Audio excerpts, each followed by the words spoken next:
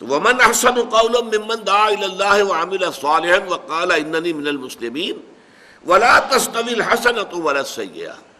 جب اس دعوت کے جواب میں مزاحمت ہو، مخالفت ہو، تو اب یہ ہے کہ اس کے دو مراحل ہوتے ہیں. نوٹ کر لیجئے، ان آیات میں پہلے مرحلے کا ذکر ہے، دوسرے کا ذکر نہیں ہے. پہلا مرحلہ ہے دعوت کا مرحلہ، جبکہ آپ کو ابھی اپنی بات کو پھیلانا ہے، لوگوں تک عام کرنا ہے، پہنچانا ہے. اس کے لیے you have to buy time, آپ کو وقت چاہیے.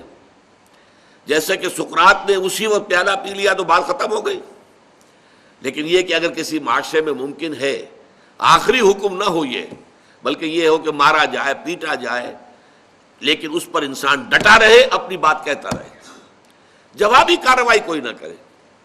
جوابی کارروائی کرے گا تو کچل دیا جائے گا، جو کہ بہت تھوڑے تعداد میں اس کے حامی ہوں گے، اور معاشرہ جمع ہوا ہے، اس کا نظام ہے، اس کی فوجیں ہیں، اس کے سارے انتظامات ہیں، تو لہذا بہت ہی ان ایکول قسم کا مقابلہ ہو جائے گا.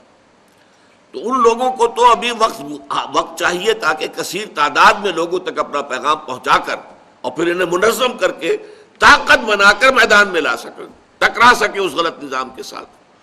اس کے لیے میں نے جو لفظ استعمال کیا انگریزی کا وہ بہت ٹھیک ہے، ٹو بائی ٹائم، وقت چاہیے. اور اس وقت کا ذریعہ یہ ہے کہ جب انہیں ستایا جائے تو وہ جوابی کارروائی کوئی نہ کرے، پیسو ریزسٹنس، جھیلیں، برداشت کریں، نعرے کھائیں، ہاتھ نہ اٹھائیں. لوگ گالیاں دیں، وہ دعائیں دیں. لوگ پتھراؤ کریں، وہ پھول پیش کریں. نتیجہ کیا ہوگا کہ کوئی بہت ہی زیادہ پرورٹڈ قسم کے لوگ ہوں گے جو ایسے لوگوں کو ایذا پہنچائیں گے. عام انسان جو ہے، جس میں انسانیت کی تھوڑی سی بھی رمق ہے، وہ ایسے لوگوں کے خلاف کیسے ہاتھ اٹھائے گا؟ یہ لوگ تو ہاتھ اٹھاتے نہیں، یہ جوابی کارروائی کرتے نہیں. انہوں نے کسی کے ساتھ کوئی برائی نہیں کی ہے، انہوں نے کوئی چوری نہیں کی ہے، ڈاکہ نہیں ڈالا ہے، انہوں نے کوئی اور خلاف اخلاق حرکت نہیں کی ہے. اور یہ کہ پھر جب ان کو کچھ کہا جا رہا ہے تو جواب میں یہ دعائیں دے رہے ہیں، لوگ گالیاں دے رہے ہیں اور یہ دعائیں دے رہے ہیں، لوگ پتھراؤ کر رہے ہیں اور یہ پھول پیش کر رہے ہیں. اگر یہ روش ہوگی تو وہ جو سائلنٹ میجورٹی ہوتی ہے، وہ سائلنٹ میجورٹی کی ہمدردیاں جو ہے وہ ان لوگوں کے ساتھ، داعیوں کے ساتھ، جو دعوت دینے والے لوگ ہیں، ان کی میجورٹی کی ان کی ہمدردیاں ان کے ساتھ ہو جاتی ہیں. اور پھر بہت سے لوگ، اس کا نتیجہ یہ بھی نکلتا ہے، جیسے آپ کو معلوم ہے پتھر کے اندر بھی مسلسل اگر پانی کا قطرہ گرتا رہے ایک مقام پر تو سوراخ ہو جاتا ہے پتھر میں.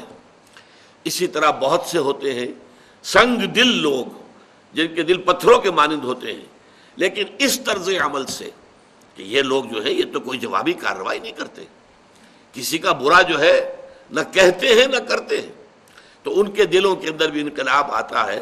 اس لیے فرمایا وَلَا تَسْتَوِي الْحَسَنَةُ وَلَا السَّيِّئَةُ، اچھائی اور برائی برابر نہیں ہوتے. ادفع باللتی احسن، جب تمہاری مخالفت ہو، جب تمہیں ستایا جائے، جب تمہیں مارا جائے، تمہیں ایذا دی جائے، پرسیکیوٹ کیا جائے، تم مدافعت کرو اس طور سے جو نہایت اعلیٰ ہو، نہایت حسین. جو میں نے عرض کیا کہ اینٹ کا جواب پتھر سے دینے کی بجائے اینٹ کا جواب پھول سے پیش کرو، گالی کا جواب دعا سے دو. اگر یہ کرو گے تو اس کا نتیجہ کیا ہوگا؟ فَإِذَا الَّذِي بَيْنَكَ وَبَيْنَهُ عَدَاوَةٌ، وہ سنگ دل انسان بھی کہ جو آپ کا بہت گہرا دشمن تھا، بہت بڑا دشمن، جانی دشمن، اس کا حال بھی یہ ہو جائے گا کہ انتہائی گرم جوش ساتھی اور حامی بن جائے گا. كَأَنَّهُ وَلِيٌّ حَمِيمٌ، ولی بن جائے گا، پشت پناہ بن جائے گا آپ کی شرافت سے، آپ کے حسن سلوک سے متاثر ہو کر. لیکن یہاں اب میں چاہتا ہوں کہ نوٹ کر لیں، یہ ہے مقام دعوت. اگلا مرحلہ ہے مقام اقامت، دین کو قائم کرنے کا مرحلہ. وہ مرحلہ کب آتا ہے؟ جبکہ اس دعوت کے ذریعے سے معتدبے تعداد میں لوگ جمع ہو جائیں، اس دعوت کو قبول کر کے اور تکلیفیں جھیل کر، مصائب برداشت کر کے ان کا کردار پختہ ہو جائے. تو خاک میں مل اور آگ میں جل، جب خشت بنے تب کام چلے. ان خام دلوں کے عنصر پر بنیاد نہ رکھ، تعمیر نہ کر. خام ہے جب تک تو ہے مٹی کا ایک انبار تو، اور پختہ ہو جائے تو ہے شمشیر بے زنہار تو.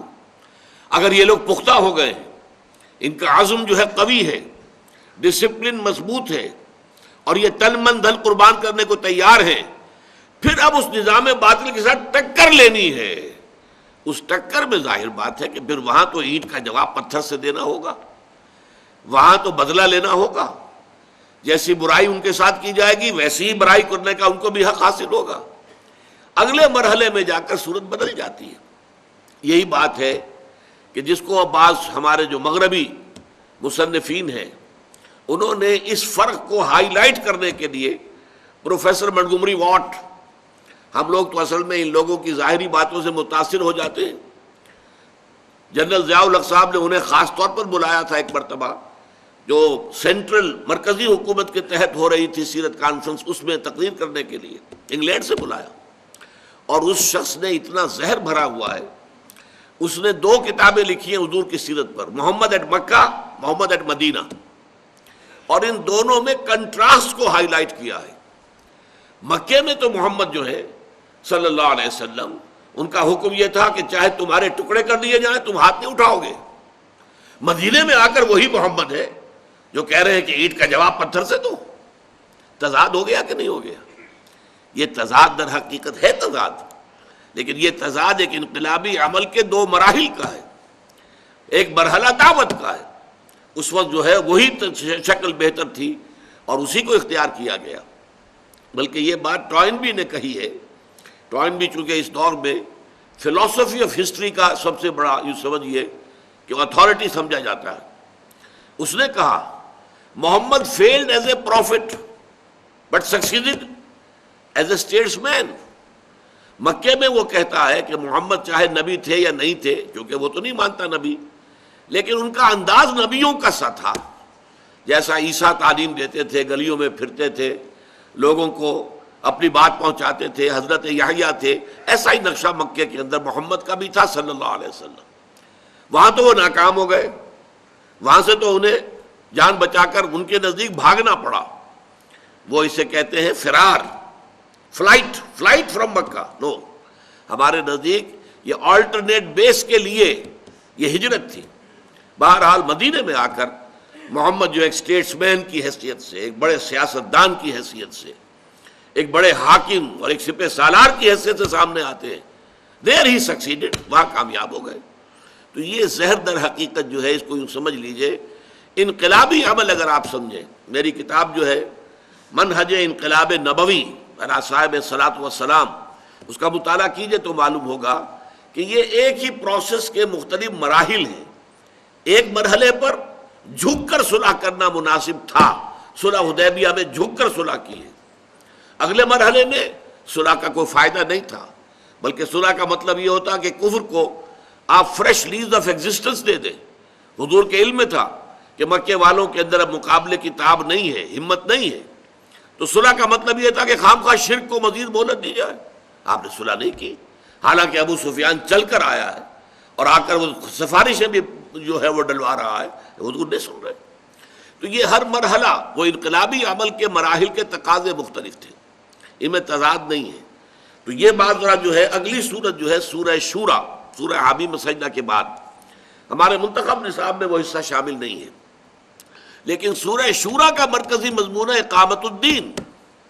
شرع لکم من الدین ما وصی بہ نوحا والذی اوحینا الیک وما وصینا بہ ابراہیم وموسیٰ وعیسیٰ ان اقیموا الدین ولا تتفرقوا فیہ۔ اے مسلمانوں، دین تو تمہارے لیے بھی وہی ہے جو ہم نے نوح کو دیا تھا، ابراہیم کو دیا، موسیٰ کو دیا، عیسیٰ کو دیا، لیکن تم پر وہ دین کامل کر دیا گیا۔ الیوم اکملت لکم دینکم واتممت علیکم نعمتی ورضیت لکم الاسلام دینا۔ اب تمہارا فرض ہے اسے قائم کرو، نافذ کرو۔ یہ اقامت دین کی صورت ہے سورہ شورا۔ اس میں فرمایا گیا ہے والذین اذا اصابہم البغی ہم ینتصرون۔ یہاں مقام مدح میں اہل ایمان کی وہ لوگ جن پر جب کوئی زیادتی کی جاتی ہے تو وہ بدلہ لیتے ہیں۔ اب دیکھیے یہاں کا اور وہاں کا کنٹراسٹ آ گیا۔ یہاں ادفع باللتی ہی احسن، آپ گالی کے جواب میں دعا دیں جیسے کہ مکے میں ہوتا رہا، لیکن اس کے بعد آپ کو معلوم ہے مدینے میں آ کر والذین اذا اصابہم البغی ہم ینتصرون، وَجَزَاءُ سَيِّئَةٍ سَيِّئَةٌ مِثْلُهَا، بدی کا برائی کا بدلہ ویسی ہی برائی ہے جیسا وہ تمہارے ساتھ کرتے ہیں. جیسے ایک اور مقام پر آیا ہے اخرجوہم من حیث اخرجوکم، نکالو ان مشرکوں کو وہاں سے جہاں سے کہ انہوں نے تمہیں نکالا ہے. یہ جو ہے اینٹ کا جواب پتھر، ترکی بترکی جواب، یہ ہے در حقیقت اقامت دین کی جد و جہد. تو یہ میں نے آپ کے سامنے بیان کر دیا کہ یہاں جو کچھ بیان ہو رہا ہے وہ در حقیقت مقام دعوت کے حوالے سے ہے. جب مرتبہ اقامت میں بات آتی ہے تو پھر وہاں پر بدلہ، انتقام، اسی لیے وہاں پر تو کھل کر کہا گیا ہے وَلَمَنِ انتَصَرَ بَعْدَ ظُلْمِهِ فَأُولَٰئِكَ مَا عَلَيْهِم مِّن سَبِيلٍ. جو کوئی بدلہ لیتا ہے اس کے بعد کہ اس پر ظلم کیا گیا ہو تو اس کو کوئی ملامت نہیں کی جا سکتی، بدلہ لینا اس کا حق ہے.